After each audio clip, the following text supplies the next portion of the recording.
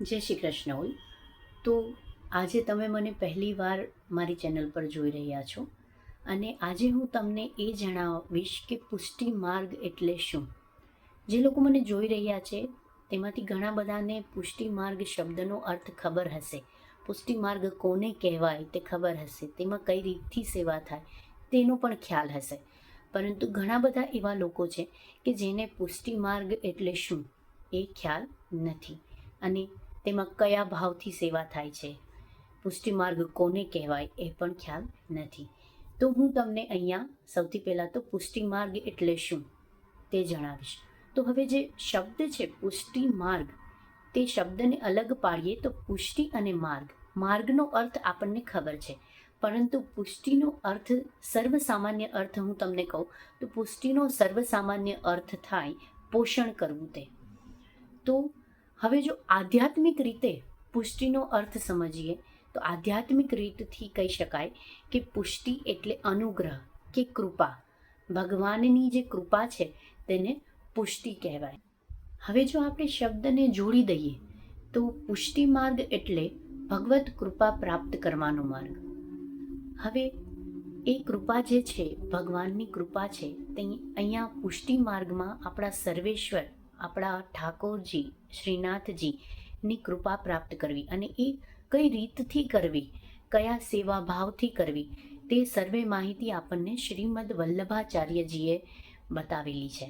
શ્રીમદ વલ્લભાચાર્યજી કે જે પુષ્ટિ માર્ગના સ્થાપક, તેમણે પોતાનો ભક્તિ માર્ગ છે તેનું નામ પુષ્ટિ માર્ગ રાખ્યું શ્રીમદ ભાગવતના આધાર પરથી.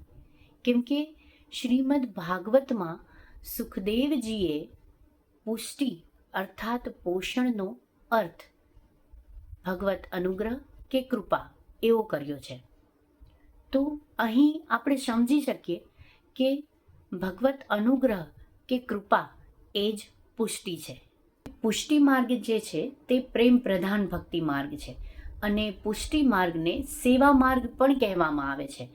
અને જેમ આપણે સર્વે જાણીએ છીએ તેમ સેવા માર્ગમાં ભગવત સુખ જ સર્વોપરી માનવામાં આવે છે. જેથી કરીને જ આપણે જ્યારે પણ ઠાકોરજીને આપણે શૃંગાર કરીએ છીએ કે ઠાકોરજીને આપણે ભોગ સામગ્રી ધરીએ છીએ ત્યારે આપણે હંમેશા ઠાકોરજીના જ સુખનો વિચાર કરીએ છીએ, કેમ કે આપણે પુષ્ટિ માર્ગની રીતથી સેવા કરીએ છીએ. પુષ્ટિ માર્ગમાં બાલકૃષ્ણની સેવા માં યશોદાના વાત્સલ્ય ભાવથી પણ કરવામાં આવે છે. આમ વિચારીએ તો કેટલું સુંદર લાગે નહીં કે અહીં તો માતાનો વાત્સલ્ય પ્રેમ ભાવ પણ અહીં છુપાયેલો છે. અને પુષ્ટિ માર્ગની હજુ એક વિશેષતા તમને કહું તો અહીંયા ગોપીજનનો પણ ભાવ છુપાયેલો છે કે ગોપીઓ જે રીતે શ્રી કૃષ્ણને લાડ લડાવતી, ગોપી જે રીતે શ્રી કૃષ્ણને વિવિધ સામગ્રી ભોગ ધરાવતી, તે શ્રી કૃષ્ણને જે રીતે વિવિધ રાગના આલાપથી પોતાનું સમર્પણ કહેતી, શ્રી કૃષ્ણને પામવા માટે શ્રી કૃષ્ણની ભક્તિ કરતી જે રીતથી, તે રીતે અહીં પુષ્ટિ માર્ગમાં તમે ભક્તિ કરી શકો છો. તમે પણ ગોપી બનીને શ્રી કૃષ્ણને પામી શકો છો. તેથી જ આવો સુંદર માર્ગ શ્રી મહાપ્રભુજીએ આપણા જેવા જ મનુષ્ય માટે દર્શાવેલો છે. હવે જો ટૂંકમાં કહું તો પુષ્ટિ માર્ગ એટલે એવો માર્ગ કે જ્યાં તમે પોતે ગોપી બની જાઓ અને શ્રી કૃષ્ણની અખંડ અવિરત કૃપા મેળવવા માટે ગોપીની જેમ તમે શ્રી કૃષ્ણને પામવા માટે તમે ગોપીની જેમ ભક્તિ કરો, તમે શ્રી કૃષ્ણની સેવા કરો, પણ જાણે તમે ગોપી છો અને કૃષ્ણ તમારી સમક્ષ છે એ રીતથી સેવા કરો, એ ભક્તિ ભાવ સાથે સેવા કરો, એટલું સમર્પણ કરો કે જેટલું ગોપી જને કર્યું, જેથી કરીને તમને શ્રી કૃષ્ણની અખંડ અને અવિરત કૃપા મળતી રહે.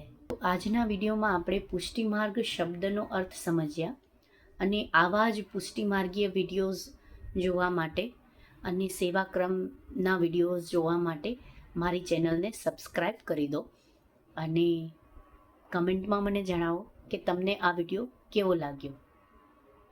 નેક્સ્ટ વિડીયોમાં બીજી માહિતી સાથે મળીશું. ત્યાં સુધી બધાને જય શ્રી કૃષ્ણ.